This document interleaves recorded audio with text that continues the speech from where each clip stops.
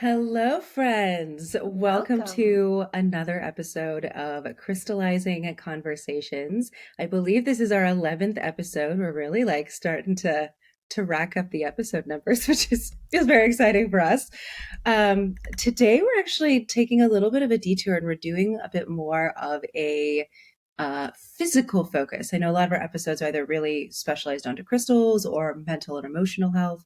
And so this today we're really diving into physical health, specifically hormones. And hormones are one of these odd nebulous things that we all know they exist.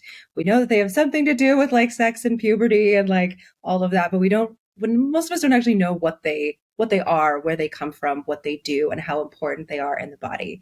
And so for this episode, we have a very special guest.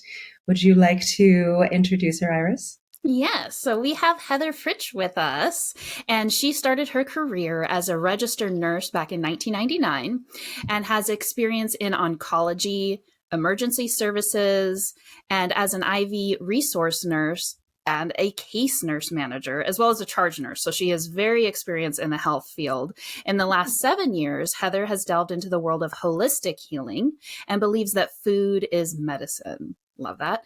Lifestyle medicine has become her passion. In addition to being a registered nurse, she is also a certified Reiki master and is currently completing her training to become a Kundalini yoga instructor. Heather has a deep passion for holistic health through mind, body, and soul. Thank you so much for being here with us today, Heather. Oh, you're welcome. I'm super excited to be here. Awesome. Well, before Yeah. we dive into this topic, we wanted to ask, because we like to ask this with all of our guest speakers, do you have a favorite crystal or one that you currently are drawn to? So yes. So I tend to I don't know a lot about crystals. So what I do is I just I'll go into a store and grab whatever speaks to me. And that's kind of how I do it on a daily basis. Like prior to Yeah. my meditation, I'll go and just see which one is speaking to me. But I did recently get a new one that I think is really cool. It's the Luminaire quartz. Is that how you Lemurian quartz. Yes. yes, Jillian and yes. I both love Lemurian quartz. I Cool. grabbed it and then I read what it was. I'm like, oh my gosh, this is cool. So that's kind of been my my go-to lately. Awesome. I love that. And Yeah. honestly, that's how I do it too in the morning, because every morning I have like a morning ritual where I write out my gratitudes and I pull oracle cards, but I always just I have like my main area where all my personal crystals are, and I just kind of stand in front of them and be like, which one's calling today? So that's Yeah. totally normal. And then like you had mentioned before too, I do the same thing. Sometimes I'll forget what they do and I'll look up the meaning, like, why have I really been drawn to this one lately? Let me refresh my Mm. memory. And it's always like oh, no wonder Right. scenario. So yeah, Yeah. totally makes sense. And for those of you who don't know, Lemurian quartz is a very interesting formation of quartz that's only found from a few different localities, and it's really defined by these beautiful ridges along the side. A lot of people will call them barcodes. And the mythology behind it is it's said to those barcodes are encoded information from the ancient slash mythological civilization of Lemuria, which is like the counterpart to Atlantis. So it's a very interesting stone because there's a lot of downloadable embodied information. And while they used to be really, really rare, it was hard to find Lemurians.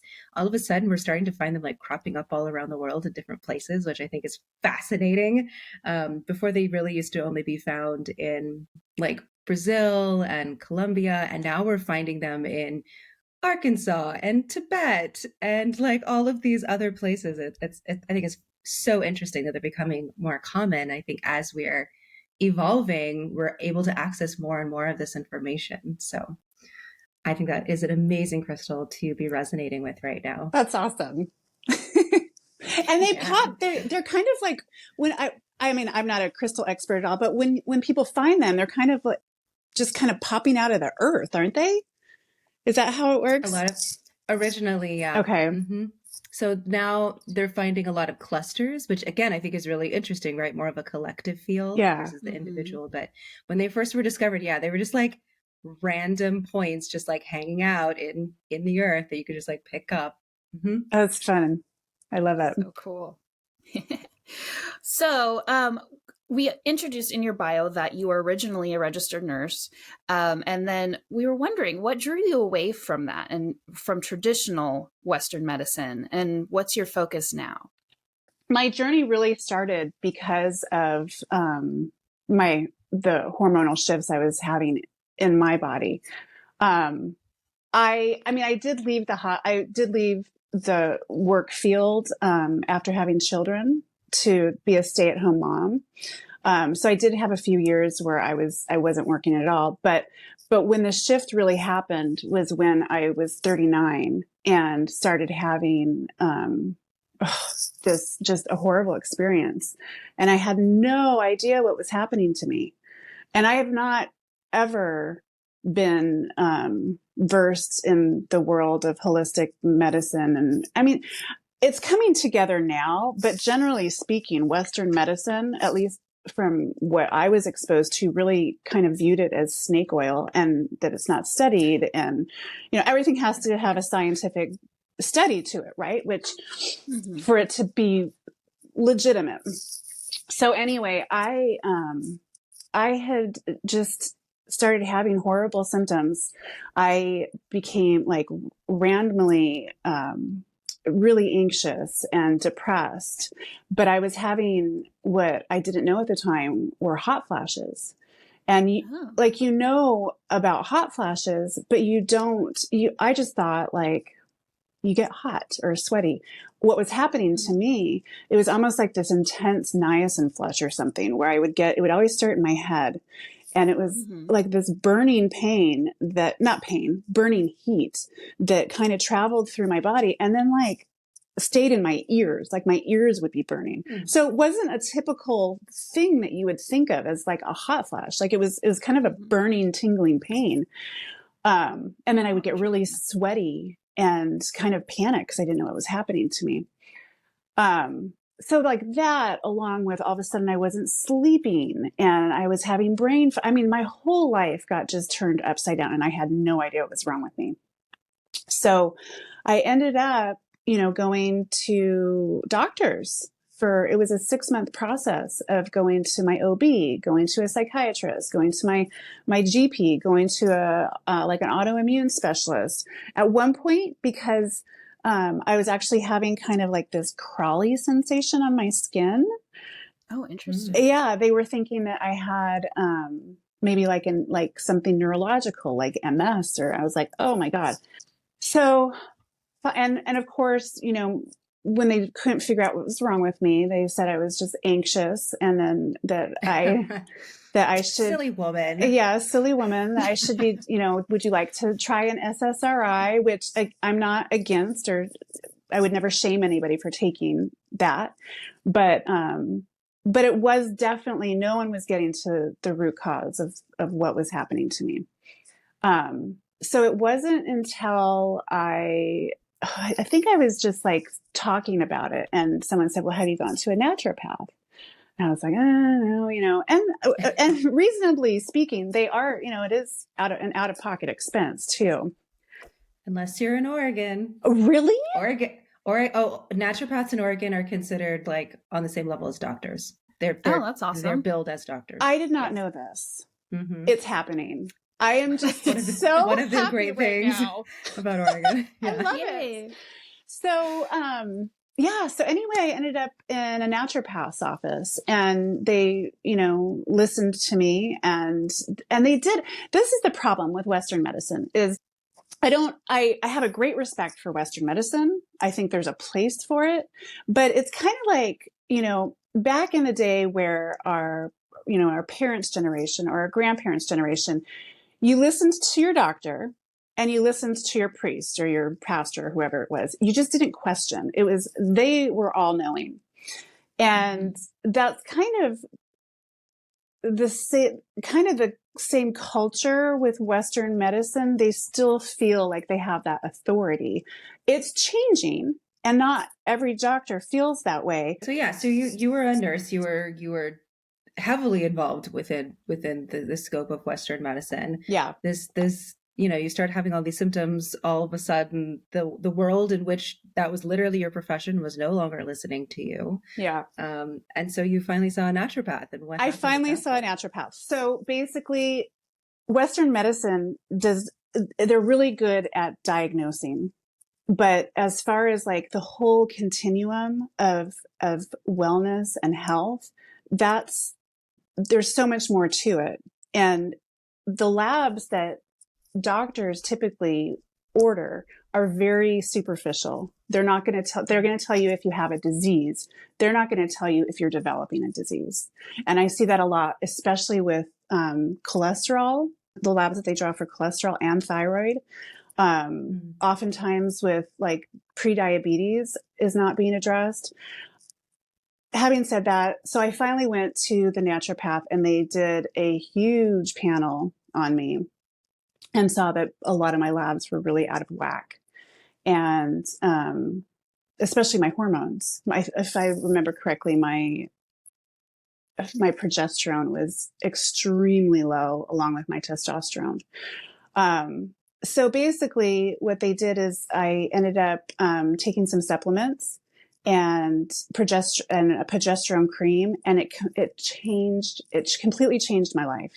Like all of my symptoms completely went away. And what was interesting too was I've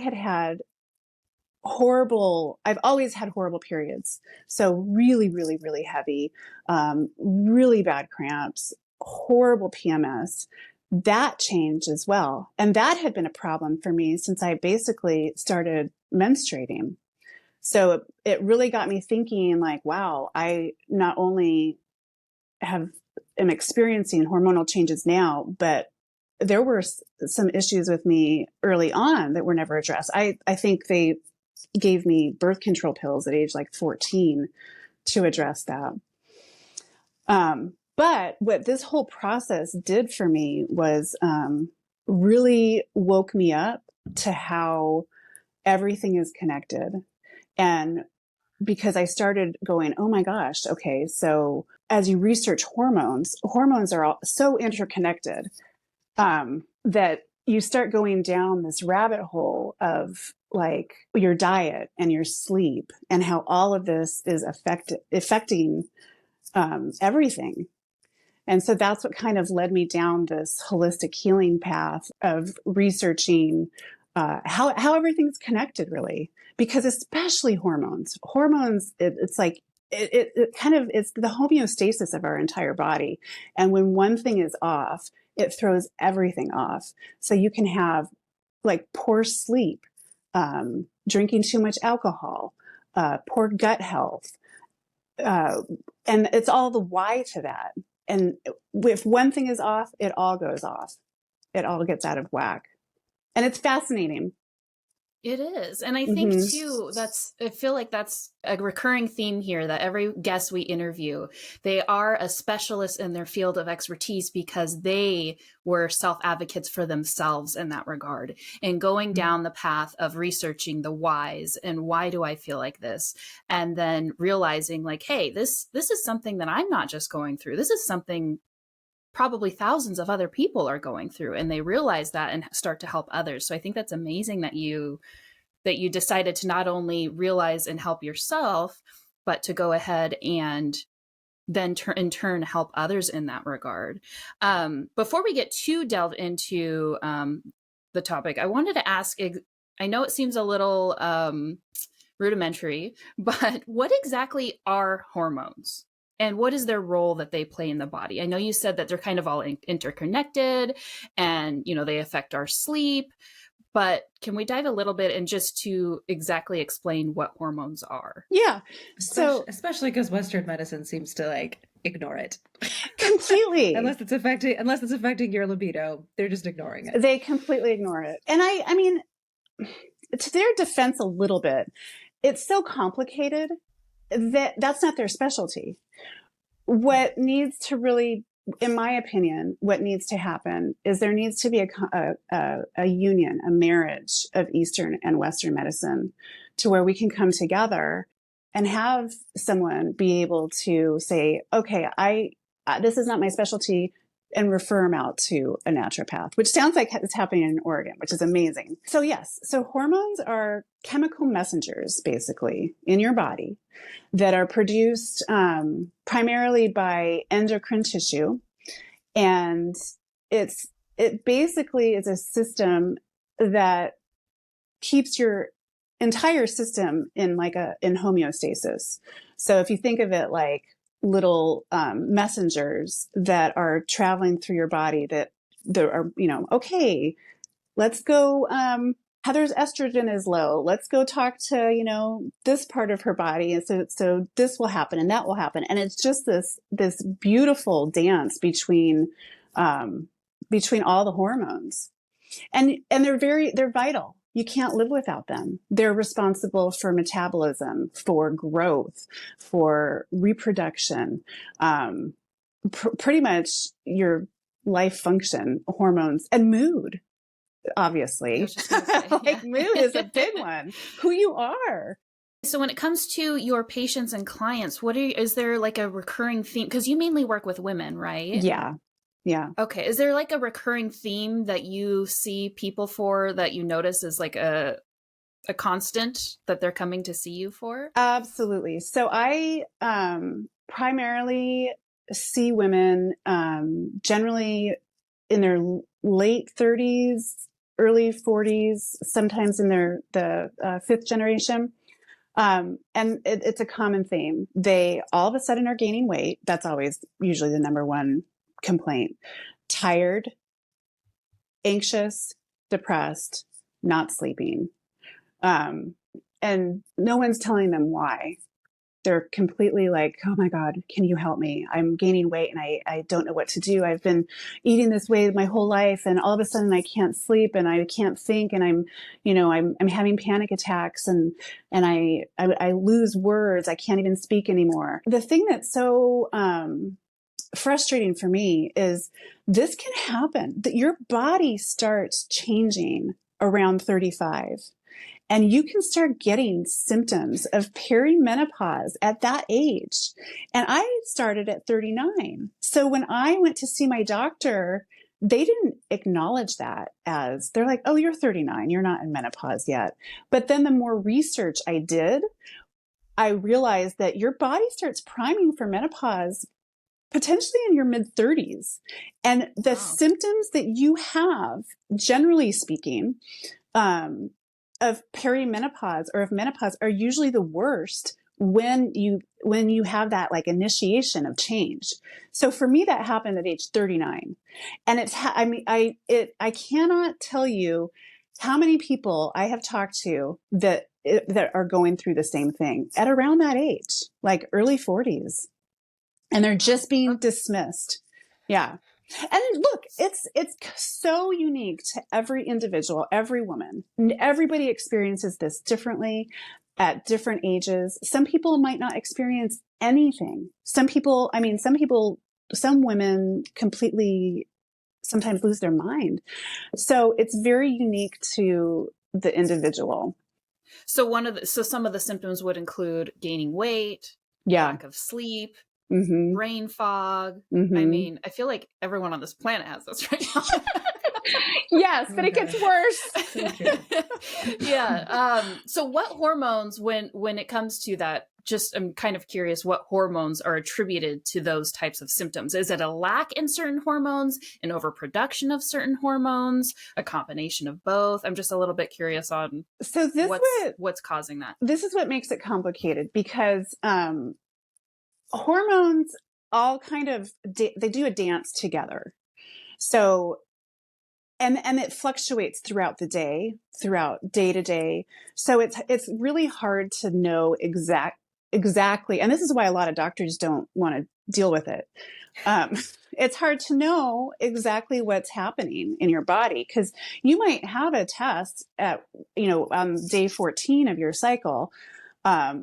But if your cycle is kind of irregular, it might not necessarily exactly reflect it might not be the best diagnostic tool. That's why you have to work with a practitioner that is really well versed in it and is going to keep following you to kind of get to the root cause of the problem.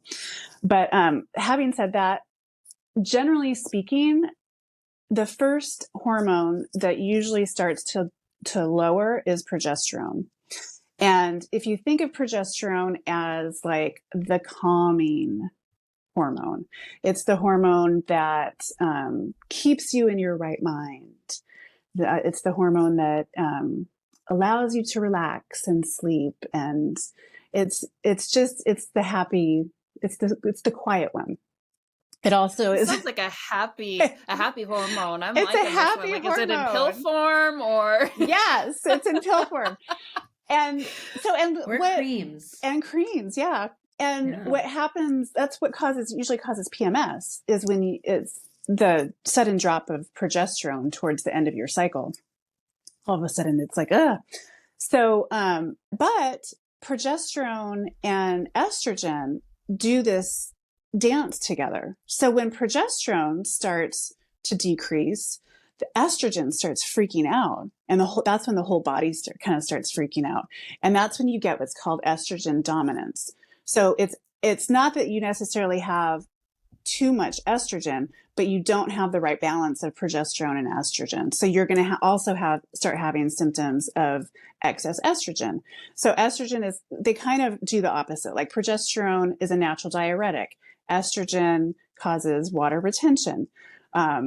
Progesterone kind of thins the lining of the uterus and allows for menstruation. Estrogen is more of like, I call it like the tissue builder. So that's where you get breasts. Make the nest for the baby. Yes.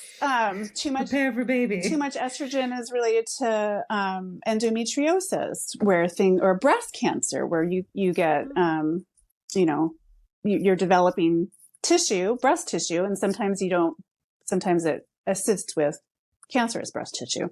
So, so that's basically what happens during perimenopause. Progesterone drops and things start just kind of going out of whack. And what happens too is it can go crazy, like a roller coaster.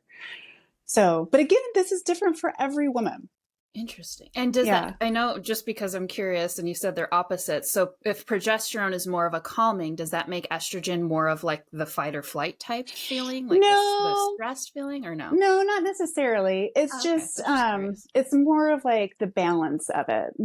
Oh, got it. Yeah. Because estrogen too, when you get late in the phase of menopause, your estrogen is what starts to tank. And the way I describe that is estrogen is what makes us womanly. So that's when we start to have, or vital, I should say, that's when we start aging. Estrogen has a place with collagen production and skin hydration and vaginal lubrication, libido, vaginal tone, all of that. So that's when we kind of start heading south, I guess you would say. Interesting. When the estrogen lowers. When the estrogen lowers, yeah. And that usually doesn't happen until later. Okay. Like your 40s or 50s. Dance, I feel like. And that's just between these two that we're talking about. I mean, I'm sure there's a lot more hormones in our body. You could spend the rest of your life researching hormones. It's fascinating. And that's what the cool thing about it is it is all connected. And that's actually how I got started on my spiritual journey, was realizing how connected this is. And then how do you fix this hormonal imbalance? And just realizing that everything is connected from the microbes in the soil, to the creating the healthy food that we eat that gives us the nutrients to feed the bacteria in our gut, that helps with the estrogen production. And it's crazy. It's so cool. 100%. I've actually been kind of diving into that a little bit more recently. So I'm so grateful to have you on to just pick your brain. And what about this? Yeah. So we're talking about these different imbalances. Can you explain different things that affect? Because not only age, obviously age is something, as you're saying, as we age, it can affect these hormones in different ways, what causing imbalances. But besides that, are there things that we can be that are affecting our hormones because of actions we're taking? Yes. Yeah. And Can we dive into that? before I get into that, I want to mention cortisol. Because Oh, okay, cortisol yeah. it's not necessarily like a perimenopausal hormone, but cortisol is it's probably one of the most important hormones that we have in our body, or the most prominent ones. And it's a big problem. It's a big problem that is affecting all of us in this day and age, because cortisol, what that is our big stress hormone. And it's related to our nervous system, or, we've all heard about the vagus nerve and the sympathetic nervous system and all of that. And cortisol is great. There's a purpose for it. But unfortunately, in our generation, with phones and all the stimulation that we have, and here and there, and doing this and that, our sympathetic nervous system is always turned on. Always. And that's the fight or flight stress side. Yes. And cortisol is responsible for a lot of hormone regulation as well. A lot of what I do to kind of try to regulate my hormones is to decrease my cortisol levels. And so we'll segue into what you can do to help, or what affects the hormones. One is sleep. Sleep is huge. Lack of sleep, it increases cortisol levels. So increased cortisol levels decreases progesterone. The other thing too is gut health. I'm sure you guys are all pretty well versed in gut health, but so much of the hormone production happens in the gut.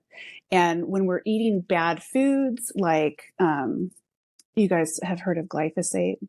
No, I haven't. Okay. It's like Monsanto. It's like the stuff they spray on plants so that they don't have bugs.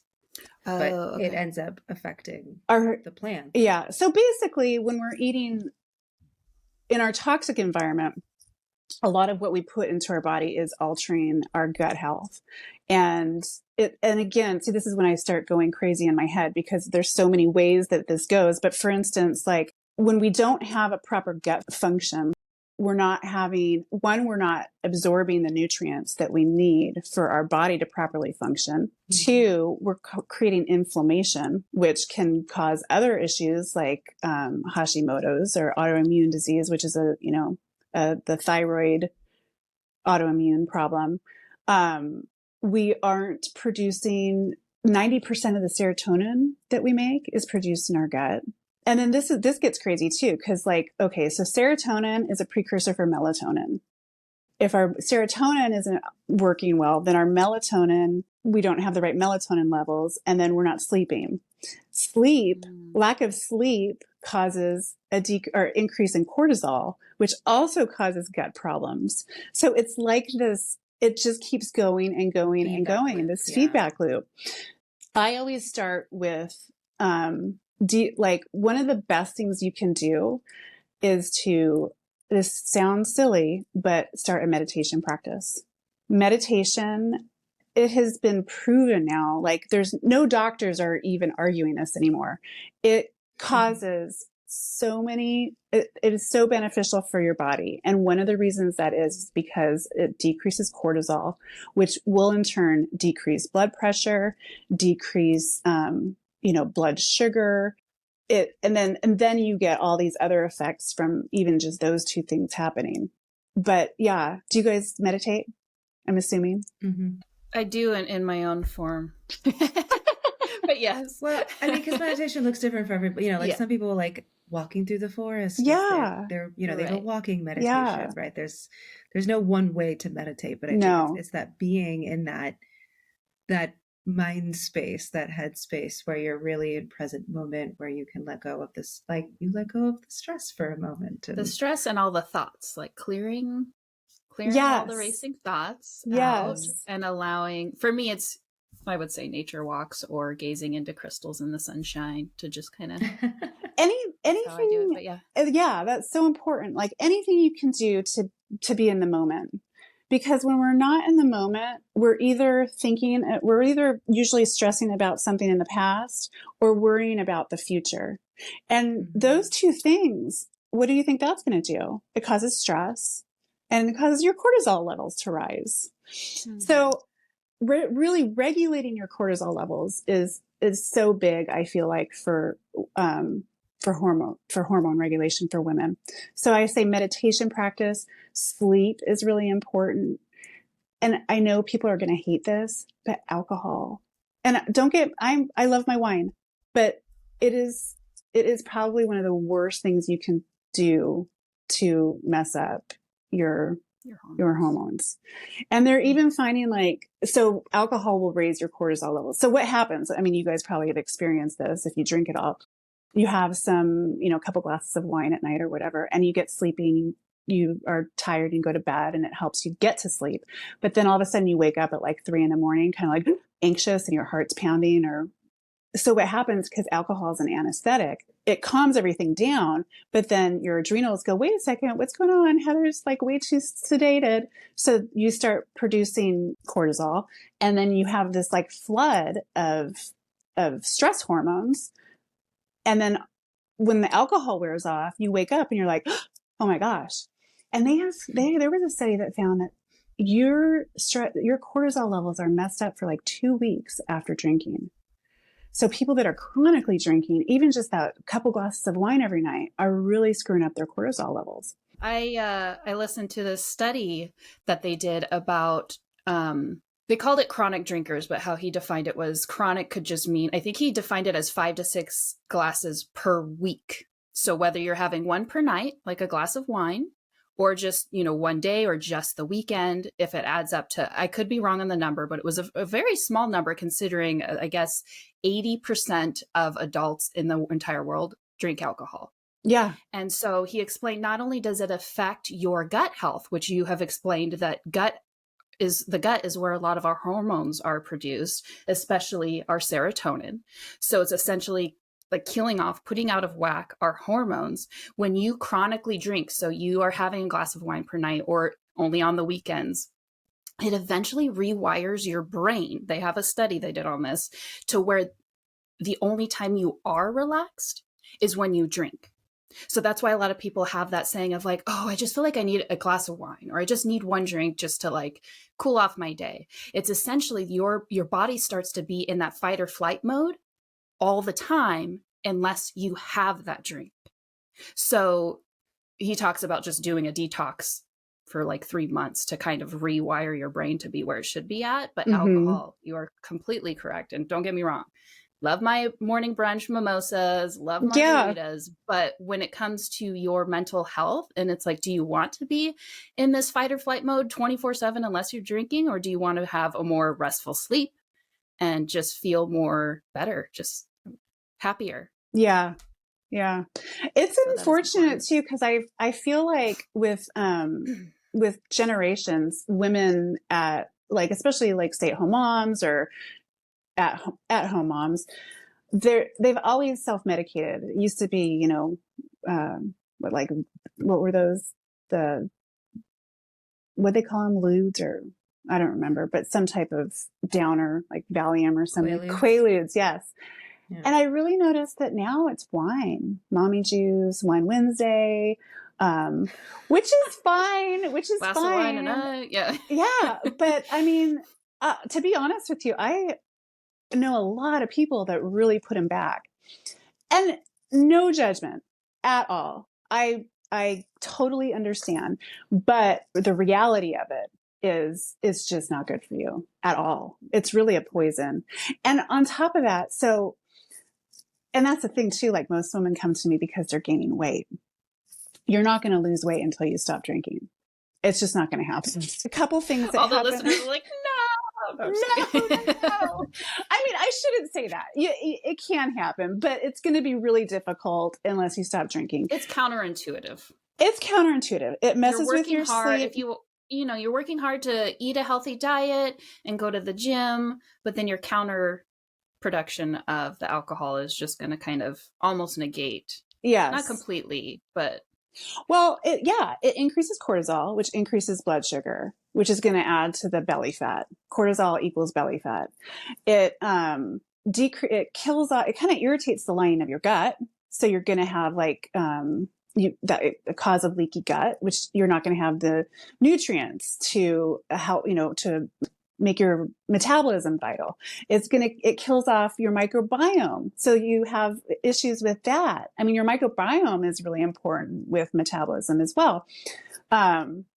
I mean, I could keep going on. It affects your skin too. Liver. Basically, you have your in each of your pores, there's a natural flora of bacteria. Yes. And when you drink, because it's lowering your immune system, it allows that bacteria to flourish, and then you end up with pimples. Yeah. Yes. Bigger pores. Yes. And it just affects everything in your body. It affects everything. And then I forgot to mention the liver. Like everybody knows it affects the liver. Right. So what happens too is when you drink, your liver, says, oh my gosh, what is that? Because it's super liver toxic, right? And then it puts all of its other jobs aside and just works to metabolize the alcohol. So you're not detoxifying like you should be. And then what happens when you don't detoxify? You start building up toxins in your body, which get stored in fat cells, which, I mean, anyway, don't get me wrong though. I am not saying do not drink. I'm just saying if you do, this is what happens. Well, I mean, and that's, I'm going to pause that rant for a little while, but I think that's like, it's good information to have, right? Like, because we talked about it a little bit, but I think one of the other big things, in our pre-meeting you talked about is one of the most important things is eating well, right? Mm-hmm. Avoiding the Monsantos, like really making sure if it's possible, and I know that there's a lot of privilege associated with this, but if it's possible to eat foods that are organic, that haven't had pesticides, that are not GMO and that can actually be easily broken down by your body. But that's not always possible. Yeah. And so I think that's the thing. It's like, it's really being aware also of the choices that we do have, and knowing that, like, of course, every choice we have is going to affect our bodies. Everything we put into our body or on our body is going to affect our hormones, is going to affect the way that our body functions. And so it's not saying like never drink ever. Like, I will also occasionally go to brunch and have a mimosa, but it's being aware of like, all right, I'm making this choice because this is the thing, like I want to socialize and this is what I want to do for today. But it's being aware, like if this is something you're doing often, like it is going to have an effect, right? So it's not like, we're not here to like shame people, but it's just reminding like everything you put in your body is going to affect you. And that includes alcohol, that includes the food, that includes perfumes, that includes cosmetics, that includes everything. Mm-hmm. Which can feel very, very overwhelming, right? And I know not everyone identifies as a woman, but as female-bodied people, those of us who are female-bodied listening, our hormones are shifting and changing and dancing, right? Every single month, as opposed to men whose hormones tend to be a lot more stable. Mm-hmm. And so, I think for us, it tends to be a lot more complex, and especially because we're told to put things on our faces. We're supposed to wear makeup all the time. We have to wear perfume or we'll be smelly. Like we get a lot of conditioning of all the things that we're supposed to do. And a lot of it maybe isn't actually good for, most of it probably actually isn't good for us, both mentally or physically. And so it's just being aware. So that's really what this episode is about, is like bringing awareness, and hopefully not inducing overwhelm. That's the caveat, right? That's the thing. Is like all this information, it could be, counterproductive sometimes. Like right. you have to also live, and because if you're going to stress out all the time, again, there goes your cortisol levels, right? Right. And like finding joy in things is important. So if like having that mimosa with your friends is going to make you feel absolutely like delighted and delicious, then like have the mimosa. Have the mimosa. It's fine. Just maybe don't have like mimosas every day. Right. All day. So I'm eating, right? It's like eat healthy, but splurge every once in a while. Have some pizza or whatever you feel called to. Like, you don't have to be this rigid. You are a human. You are allowed to experience life, enjoy. Yes, Just being yes. aware of how it does affect your hormones. And Yes. the generations before us didn't have this problem. It is so difficult for women nowadays because they didn't have, it's like all those, all the chemicals that are generally regarded as safe, like from the FDA or whatever, and they may cause this or may cause that. Yeah. If our bodies are healthy and, in a healthy state and we're exposed to that chemical just a little bit, no, it's not going to do anything. But the problem nowadays is there's so much. I mean, there's even plastic in our fish now, you know. There's so much that we're exposed to that our bodies are just overwhelmed in every possible way.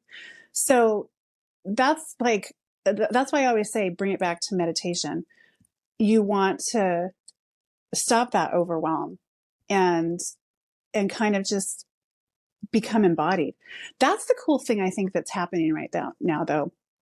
And that's the other thing that is really exciting me is I'm going to take this to a more spiritual place, but as hard as menopause can be for a lot of women, what happens, what I'm seeing happen is most people don't have to worry about what they eat, right?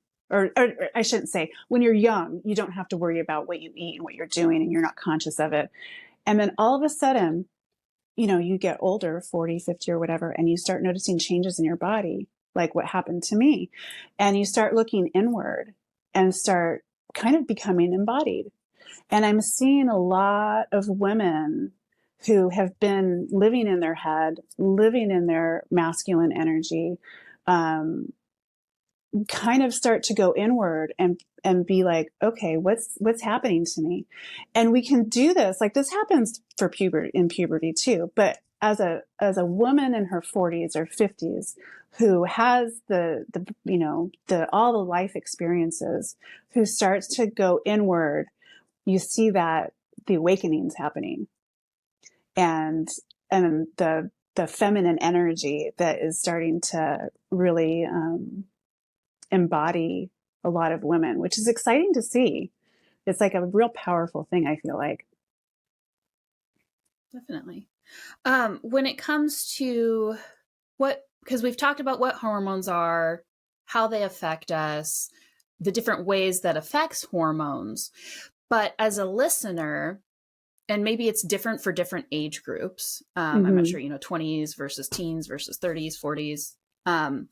But what would you recommend that people look out for to be able to like notice, oh, maybe it's my hormones that are out of whack. Maybe I should be looking into this.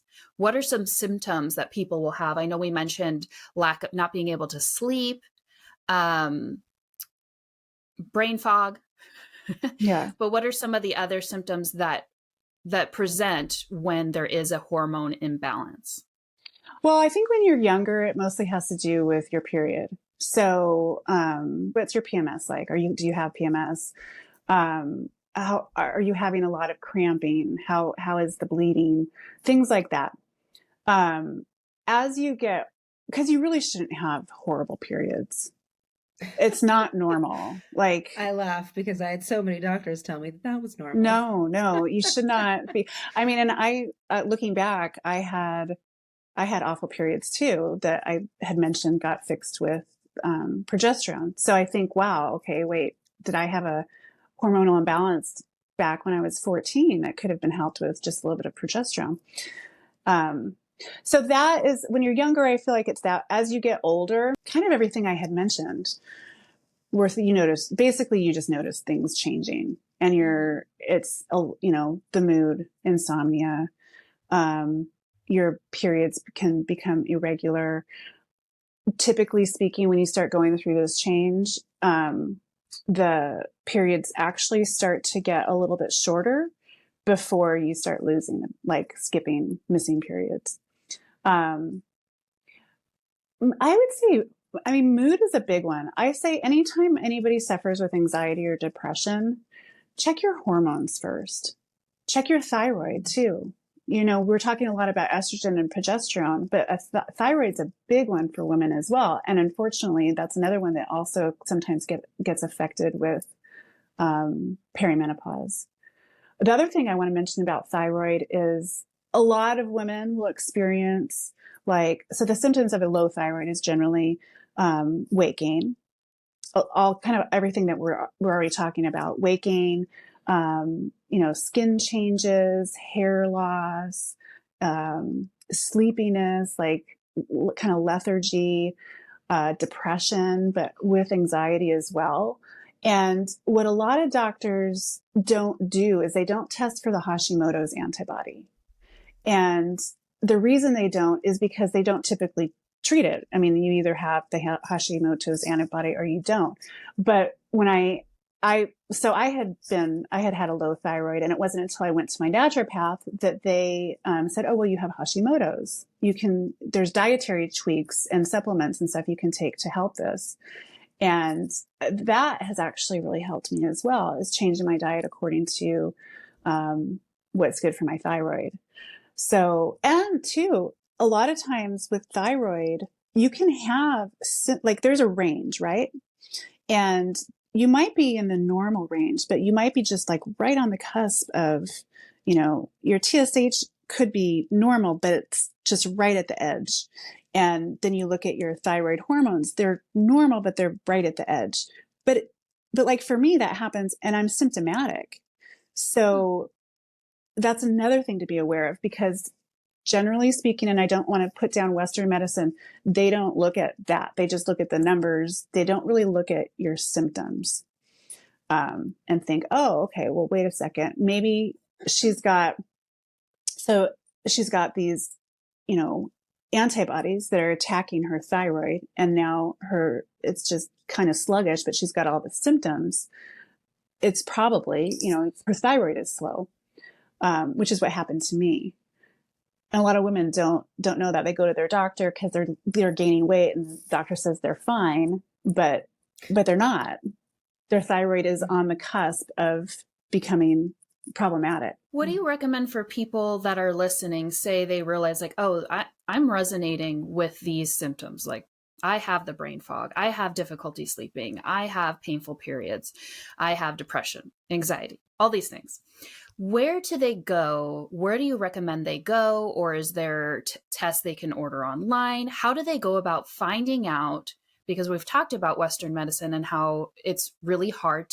We have to advocate for our own health, and it's really hard to find doctors that will actually take the time to really find out what's going on hormonal wise. Where do you recommend that they go to find out this information about themselves? A naturopath. Okay. Yeah. There are things I talked about, like diet. Diet's a huge thing. Like, before you go, if you're kind of on the fence, I would recommend changing your diet. So like an anti-inflammatory, low glycemic index, nutrient dense, healthy fats, low sugar.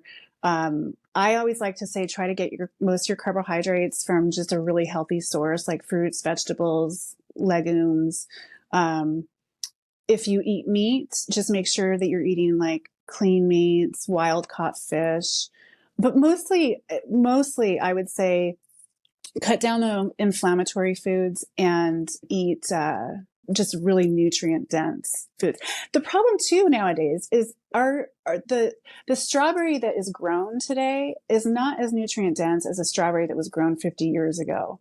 So that's kind of where I come in, where people are coming to me for like vitamins and injections and supplements and whatnot, because it's a lot harder for us to get those nutrients from food sources now. Not only is the soil depleted, but most of us, if we eat anything within the standard American diet, even when we go out to eat, because most of the time, most restaurants aren't cooking with like avocado oil or, it's the high inflammatory oils that they're cooking with. So all of us are exposed to this, which is causing some level of inflammation and usually gut problems. So most of us walking around are depleted. So Mm. I think an awareness with that is critical.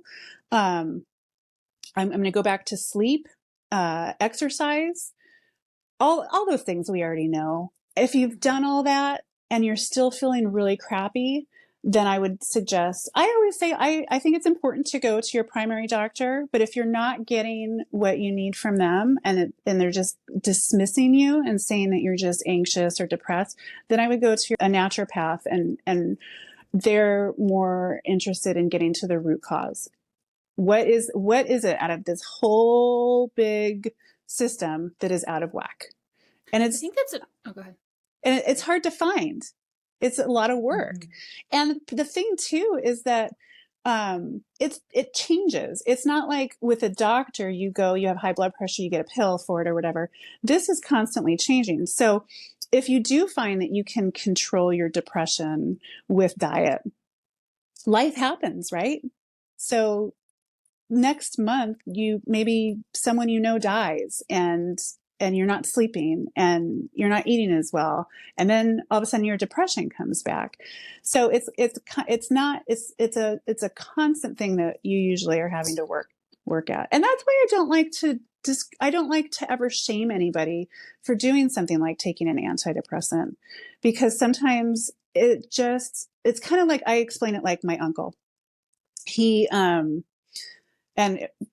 forgive me, Marty, if I'm getting this wrong, but he is epileptic, and I think he hates having to be on medication every day. And I believe he had tried at one point to control it holistically, which is great, and you can do that. But the problem is I think, like, he didn't sleep well one night or whatever, and then he got in his car. I believe he was driving and had a seizure. So it depends on what the outcome can be. So a lot of people that have depression, it's fine if if it does come back, if it's manageable. But some people fall into this really scary space of where they need a medication. So basically saying that They need support. they need They need support. more than So self-regulation can do. yes. So what I'm trying to say is, I don't want to shame anybody for for being tired, basically, and needing something like that. But there is a lot we can do on our own, or with the help of a naturopath. Yeah, I think this episode was more bringing awareness to the natural ways that we can help ourselves without having to go to the doctor. So if you're realizing, you know what, like, I know I should quote unquote eat healthy. I've realized lately I've been going out to eat, driving through the fast food, and I feel tired. I feel sad and depressed. I'm literally speaking from experience here, because this is I love Chick-fil-A. Ugh, I can't get enough Chick-fil-A. Every time I eat it, it's like I am tired the rest of the day. I'm literally depressed for a few days. So it's bringing awareness to, what am I doing? Because we are our own advocates. So bringing awareness to what can cause. So for me, I know that if I'm eating out of whack, then it's going to affect my mood. Exercise is also so important. It doesn't mean that you need to be going to a yoga studio or need to be going to the gym. Literally going for a walk in nature will help balance your hormones. Yeah. Yes, just movement. So just bringing awareness to, if you are having these symptoms, these are the ways that you can make changes in order so that you can get a better sleep, so you don't feel as depressed. So, and then as you brought up, Heather, like, sometimes we're doing all the things. We are working out, however that may look for you. We are making sure that we're eating a well-balanced meal at home. I'm cooking my own, chicken with vegetables and doing all the things, yet I still don't feel right. I still don't feel happy, or however it feels that feels out of alignment for you. Then go to your doctor. And then if your doctor, I know Jillian's been through this as well as you, Heather, where you are trying to get the help and your doctor isn't supplying that for you, keep trying. Don't give up. Then seek holistic help. So this episode is really just trying to empower you to help yourself. Yeah. Yeah, I think empower, I feel like there were moments of overwhelm perhaps in this episode, but really, I think what we want to stress is the empowerment, that there are a lot of things within your power that you can naturally do to help balance your own hormones and therefore, you know, have the happy, healthy life that you want. Um, and like Iris said, if that's still not working, then that's when you can go get help. Like, we are collective beings. We're meant to support and help each other. And, for my story, I I probably mentioned, I think I mentioned on this episode, but or on this podcast, but I literally just went through this process which was hormones. I actually am meeting with my naturopath literally in 3 hours to talk about a hormone test that I just took. Oh my So gosh. I kind of wish we'd had this episode afterwards so I could talk more about it, but timing. But so the test that I took is called the Dutch test, and it reveals a lot about like your hormone levels throughout your cycle. And anyways, I'm excited to find out what happens with that. But the point is, the reason that I'm doing this test, so I have had extremely painful periods since, oh my God, I mean, like what, for 15 years? I mean, like a very long time, basically since college. And I'm in my mid 30s now. So a very long time. And that was one of my very first symptoms of endometriosis. I didn't know that I had it. I just had very painful periods. And every time I brought it up and I think I had 3 different gynecologists throughout my life. They've all been female. I brought it up to literally every single one of them. And every single one of them says, well, that's just how it is for some people. If it's really bad, you can go on birth control. But like, I'm gay. I really don't need birth control like that. I really don't want to like put more hormones. Like, I've got enough issues with my body. I really don't want to add more to that. So I've always refused that option, but they were just like, well, then that's normal. Like, that's what it is for some people. And then I'd say within the last really 10 years, I started having more symptoms and more symptoms and more symptoms. And every single time they were dismissed. And it wasn't until I read this random blog post from like Think's period underwear about endo, and I realized, oh, I literally have every one of these symptoms. Maybe I have endo. And I brought it to my naturopath. And I mean, at this point, I had cramps literally the entire month. But during my actual period, I was on the floor screaming. Oh gosh. But I felt like I had cramps the entirety of the month. I had pelvic pain literally every single day. That's not normal. And the fact that people are like, no, that's normal is insane. And so it wasn't until I brought it to my naturopath that she was like, yeah, something's going on. We need to figure out what's happening in your body. And she was like, okay, so let's get a pelvic scan. So I did ultrasounds. And even then, when we got back, because, typically they don't give you the actual scan, they just give you like an interpretation of your scan.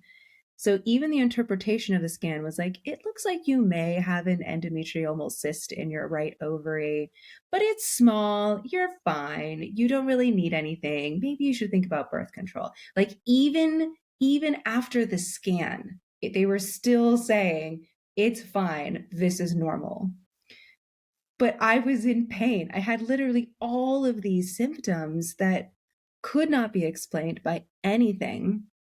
And it was I mean, like, I had digestional issues. I mean, it was this entire gamut.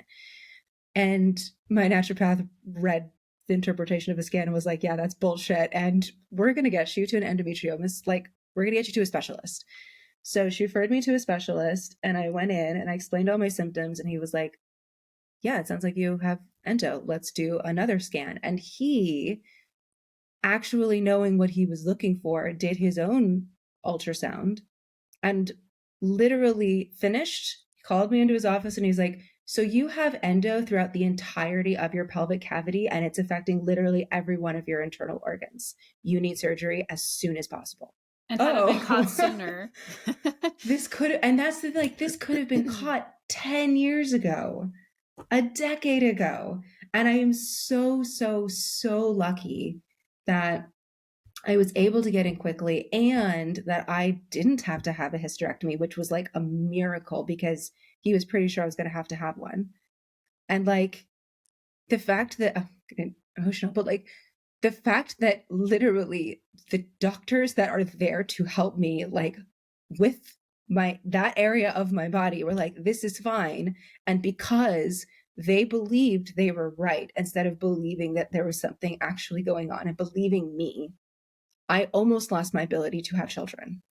And that made me so angry, because I know that is true for other people, that there's other people that they can't have kids now because they weren't listened to. And that is so angering and makes me, which is why I think this episode is so important. So I feel very blessed, and I'm very grateful that that did not happen. The endo was everywhere, but it wasn't like deeply infiltrated. It was just inflaming and upsetting all of my organs. But yeah, I mean, it's so important to self-advocate. And if you know that something is wrong and someone is not listening to you, go find somebody else. And again, I know that's easier said than done. And if you aren't able to find someone, like, I know there are Facebook groups, right, for whatever you might be feeling, and you can go and you can just ask, like, are there doctors in this area that anyone can recommend? I know I'm at one in Portland here, and people ask questions about doctors all the time, like, who will actually listen to me? So there are resources online. There's lots of chat rooms. There's lots of groups that you can find. So don't feel like that. Don't feel disempowered. I know it's easy to be disempowered, but just know that you aren't. That there's always a resource. And worst comes to worst, like, I mean, message us on Instagram. Like, we may not have the answers, or message Heather. Yeah, message Heather. Yeah, message great her. idea. She's message Heather. Right.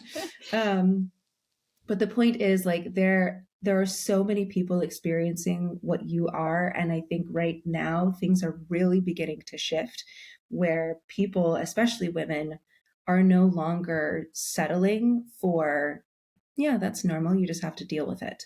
Right now, just self-medicate with wine and Quaaludes. Like, that's no longer okay anymore, because we are being more embodied, and because we are looking at things holistically, and that's becoming more mainstream. And that's only happening because we're finally taking a stand. So I'm I think this is so important to really be aware of your system. And that's really what this episode is about. Like, we are focusing mostly on hormones, but really it's just being aware of your body and knowing what is right for you and what doesn't feel good for you. You articulated that beautifully. Thanks. I am really so good with... I am really jealous of how you were able to just do that. Thanks. But it's so true. And yeah, I'm so glad that you did that for me. She's I even texted her this morning. Like, she is so eloquent with her words. It's just, oh my goodness. So great. I get emotionally charged and off I go. I love it. I get emotionally charged too, but I go all in all different directions is my problem. Oh, yeah, no, you said it right there. It's all about just women being self-advocates, and men. Yeah. And I feel like this is a particular problem, though.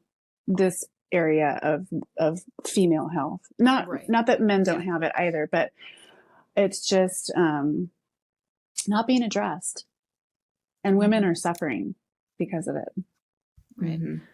It's always been like brushed off as, oh, you're hysterical, or like, and especially as someone who is non-male presenting, right? So whether that's non-binary or female, and also is of color, like, I know there's so many stories of people just not being listened to.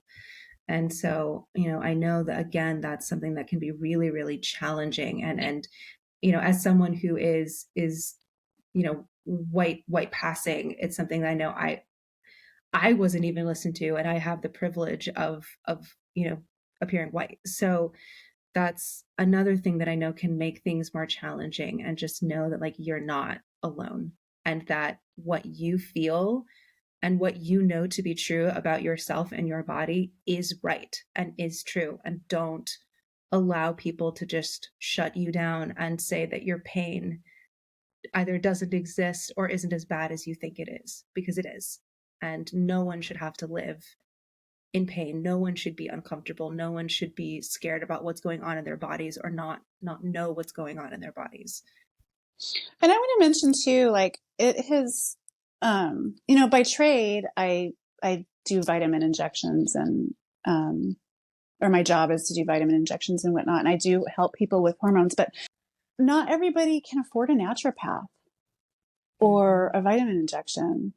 And so I do want to put, and my passion really is to help women who are having this experience, who are lost and are getting dismissed in the system. And, oh, Well, before we dive into, and Jillian and I we've both prepared crystals, obviously, to this topic. But As always, since Heather's already mentioned it, I just want to mention we're going to put in the show notes the way to get in touch with Heather.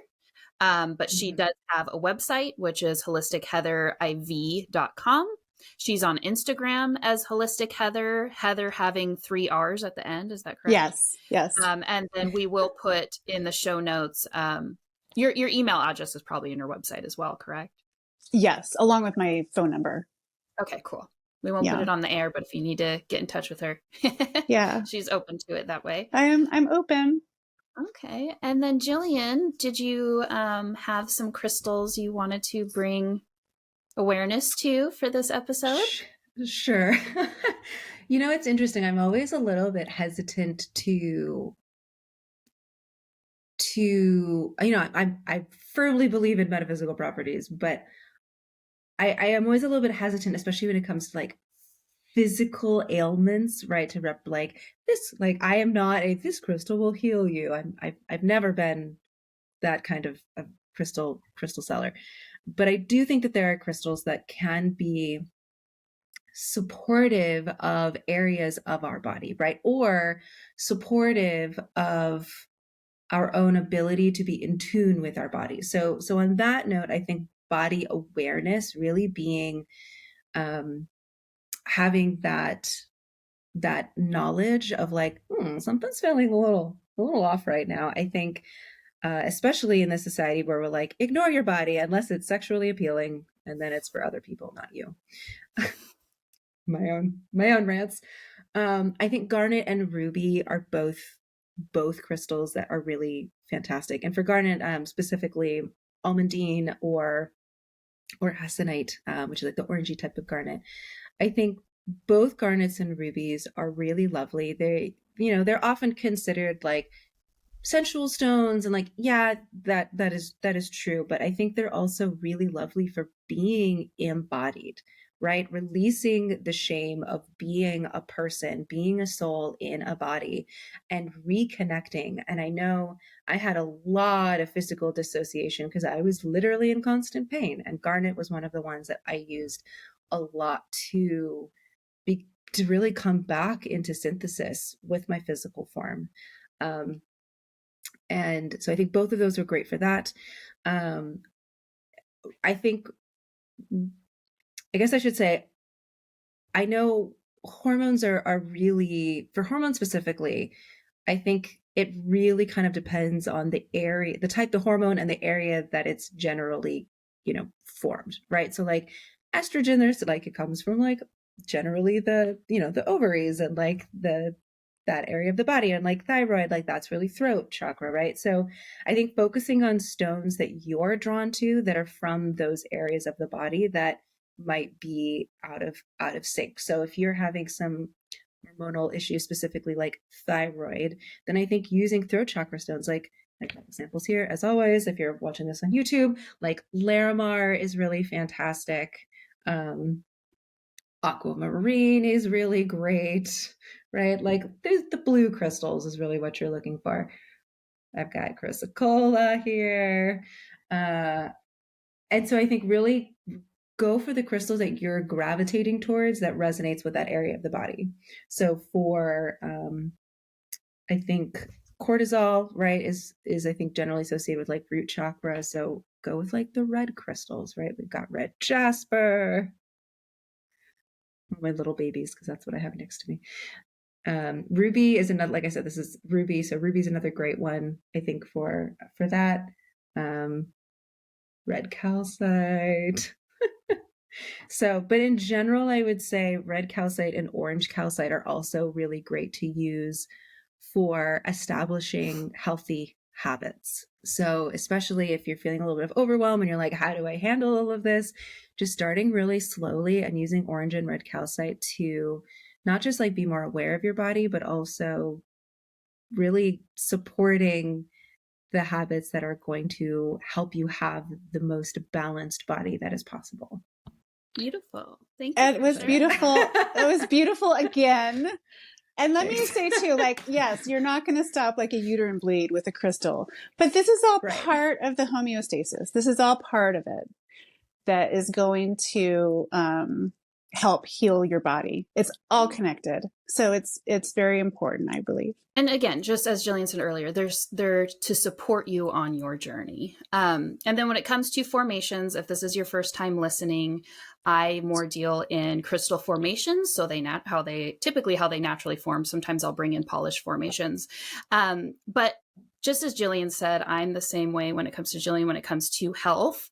But I do have crystals for support in different topics that we've discussed. So the crystal that I would recommend, I know a lot of us I don't have the time.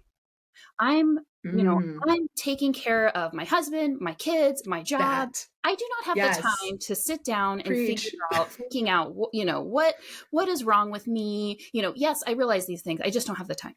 So there's a crystal for you, a crystal formation that I always recommend. I call it the self-care crystal, even though it's called self-healed.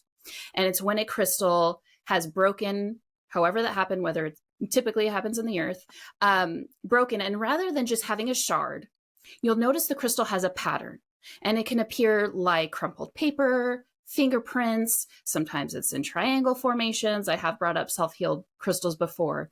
But what that crystal did is, rather than just leaving it as a broken piece, it took the time to heal itself.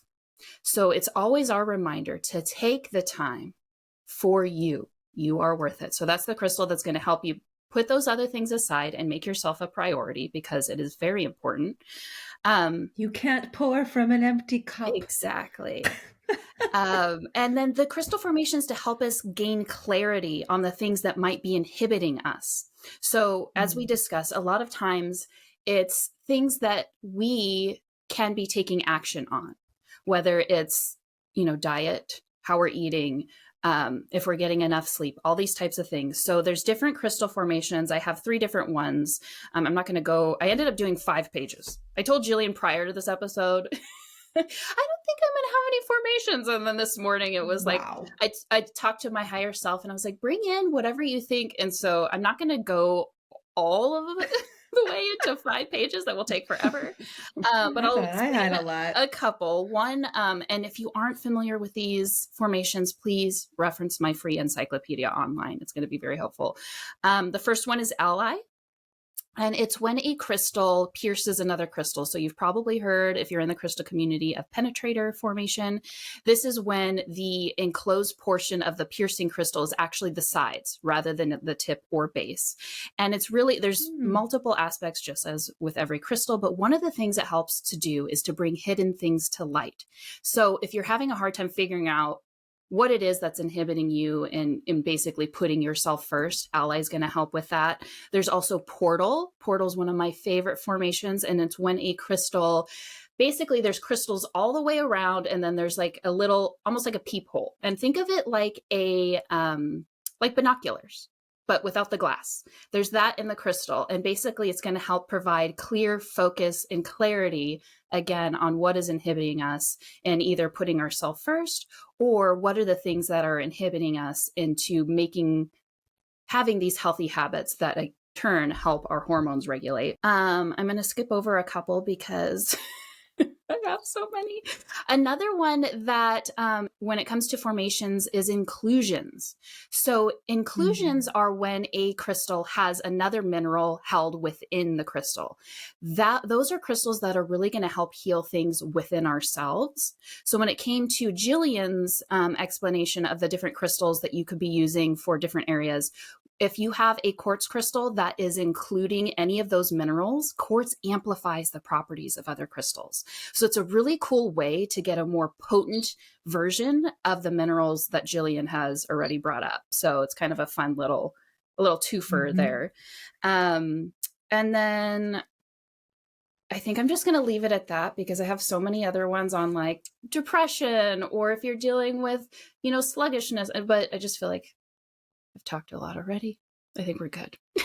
Can I mention my whole book? Can I mention something really quick? Yeah. Are you guys familiar with Kundalini yoga? I've heard of it. Yes. I mean, okay. There used to be a Kundalini place where I lived in LA that was nearby, and I went a few times. It's really trippy. It's a totally different like yoga type of yoga.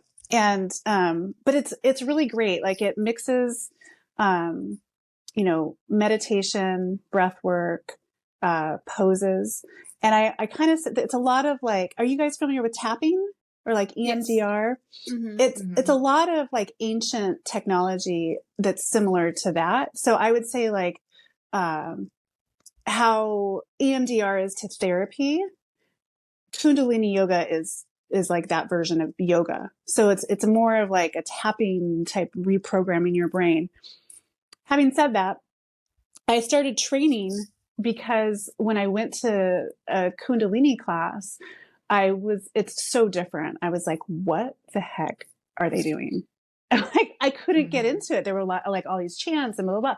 Anyway, it's a really great form of yoga if you want to like reboot your nervous system. It's almost like a recipe book.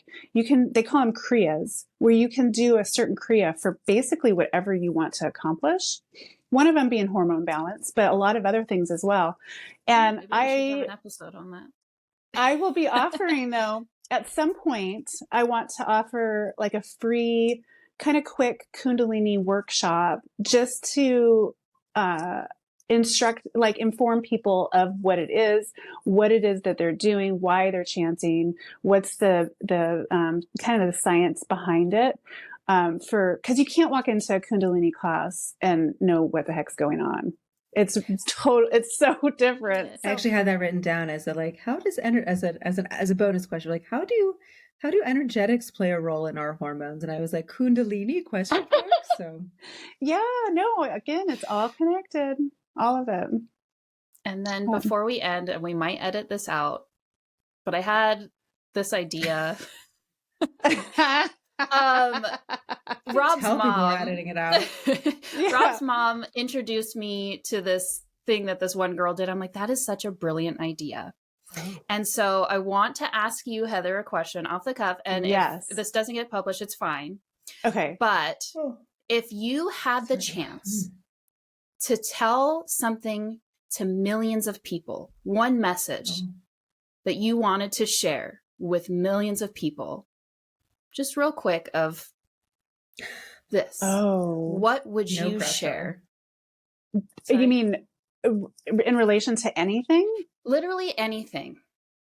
Literally anything that you might be, it could be as simple as you're worth it. Take the time to take care of you. You're worth it. But I feel like this is a platform where eventually we're going to grow, and these episodes are going to be listened to for years to come. What manifest that? What message would you like to share? Okay, so my big thing is be you. Be you. Don't be the person that you think you should be. I want to normalize weird. I want to normalize anxiety. I want to normalize everything because we all experience it. We all experience it, and it's just a matter of how much you pretend certain things don't affect you. And I really want, which causes a lack of connection in society and humanity and everything. So be you. That's what I would say. I love that. We all have issues. So true. Even this podcast.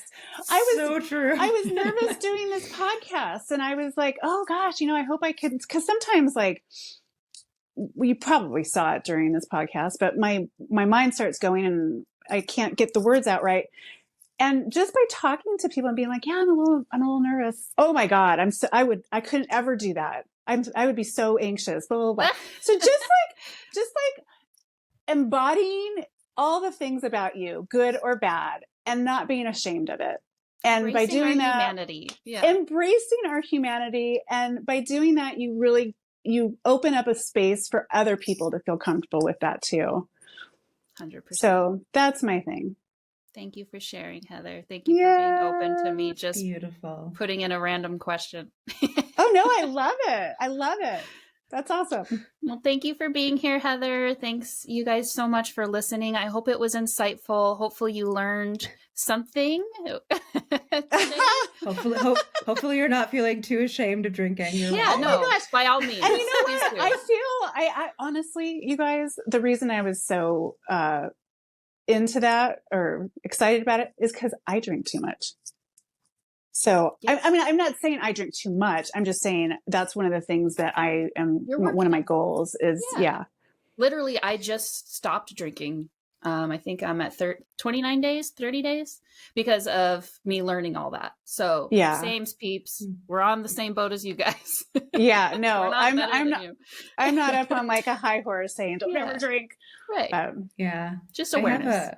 I have a brain malformation. So I get like the spins pretty quickly before I even like remotely get tipsy. So it's just, I don't drink that often because it's just not worth it. Yeah. It's not fun. Yeah. All right. Anyways, and on that fun note, but we really hope this feels like an episode that you can walk away feeling a bit more empowered. I feel like that's like the word of the day, right? Empowered. If you did enjoy this episode, please let us know by leaving a review. If you are interested, we have lots of other episodes that are health focused, like physical, like mental and emotional health focused, as well as just like all crystal all the time podcast episodes. But if you like to give us a follow or would like to leave a review, we would greatly appreciate it. The more people who give us ratings, the more people will hear us, which is nice. So that's, if you enjoyed it, we'd appreciate that. You can find us if you're listening, you found us, but like you can find us on Spotify, Apple Play, YouTube, and at crystallizingconversations.com. If you don't follow us on Instagram, please be sure to do so. I think we're also on TikTok now. Iris has been doing some great work with that. And we would really love to know your thoughts, your impressions. Do you have any stories where you had to self-advocate? We'd really love to like share with the community how you were able to do it. And, you can be an inspiration, or if you've got stories in which you weren't listened to, because I know that's something that can be really, really painful, and being able to share it with people who understand is important. So whatever your thoughts, impressions, experiences, we would love to hear them. And if you have any topics that you'd like to hear for future episodes, let us know, because we aim to please. Thanks everybody for listening, and we hope you have a beautiful day. Thank you, Heather, for being here. You're welcome. Thank you for having me. Thank you so much, Heather.